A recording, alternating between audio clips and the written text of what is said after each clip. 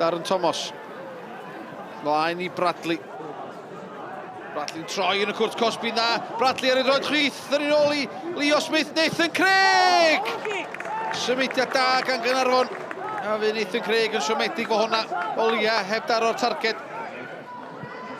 Darren Thomas a Nathan Craig yn sefyll drosti. Craig swn I feddwl. San chymryd I Craig a Taron Ergyd. Yn fflachio I bia'r postyn bella.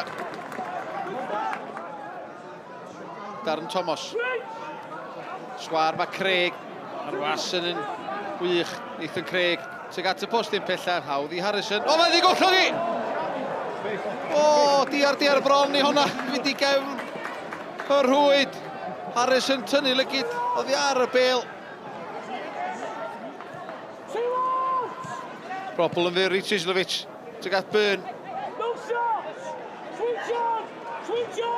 Dyn ni'n ôl I Brobl. Tislovic cael ei faclu na.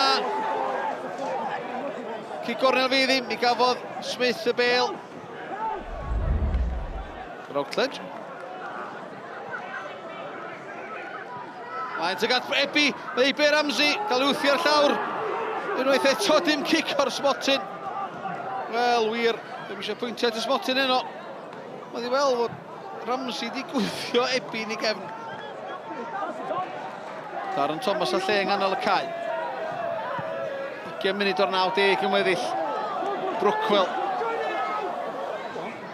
Yn y cwrt Cosbyth, yn ôl I Jamie Breeze. Gyflwyno mae Breeze! A mae wedi rhoi Caernarfon ar y blaen!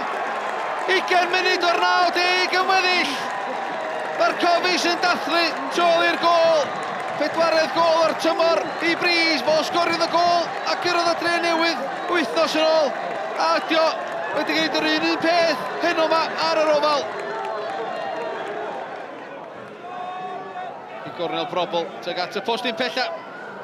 Ramsey dod ac yn ei methu mynd ar y postyn ac oedd I ar y llinell wedyn. I hangfa I Caernarfon. Yn bron iawn I Chris Marriott yda'r Seintiau'n gyfartal. Munud a hanner o 3 meddill. Brobl. O, mae ddi ar Evans, mae'n disgyn I Tislovic. Sgwar mae Whitehouse.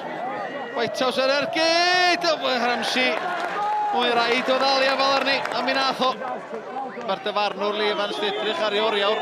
Yr chwibanu'n dod gan y cefnogwyr y Cofis. Mae hi mae'r gêm ar ben. Mae'r Cofis di cyrra'r pencampwyr. It was an unbelievable shift by everybody. And we knew that, coming into the game. You know, obviously they had the problems like coming down the 55, but you know, any advantage that you get against them, you've got to capitalise. And you know, Breezy scored a good goal. Obviously there was a suspicion of offside, but you know, I'll take the goal any day of the week. I've looked at the linesman initially, but you know, Breezy's gone through. He's hit a little bit of form now. Breezy needs to continue that. And you know, a few hairy moments at the end, but you know, 1-0 and a clean sheet against the champions, yeah, very, very pleasing. You know, 2 weeks in a row now, 2 1-0 defeats, but my message in there is, you know, stick together and things will come good. There's no doubt about that. Just need to keep working at it. We need to try and improve on a few things. Still got our probably main starting lineup not ready for us yet, not clicking, but got a good enough squad. Got a good enough squad to you know, to deal with anything that's thrown at us. And tonight, although we dominated possession, didn't think we had the cutting edge, didn't think we had that momentum to just go on and push. We looked for a 0-0 there. You know, 71 minutes I think he scored, and again on the counter. That's why we sort of protected the middle of the pitch tonight to stop the counter attack, and they scored from it. It looked I don't know whether he was offside, but if I'm going to be harsh, I thought there was a blatant penalty in the first half where Tislovic has been tripped over but didn't get it. These are little slight things that are just going against us and whatever, but look, stick together. We're a good enough side to bounce back from anything. Sean, am ganlyniad i'r Cofis yno? O, di briliant. Dim methu disgrifio fo, really. Yn erbyn TNS, dos am fixture fwy anodd yn y lig, swn i'n meddwl. Ond na, ddod ogiau'n briliant. Som sgorlein gwell na 1-0 chwaith na gwrs. You know, I won't say what was repeated like in a circle.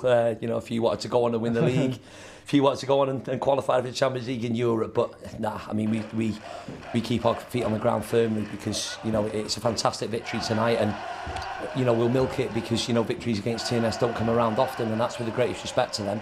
They've been an unbelievable side for many, many years.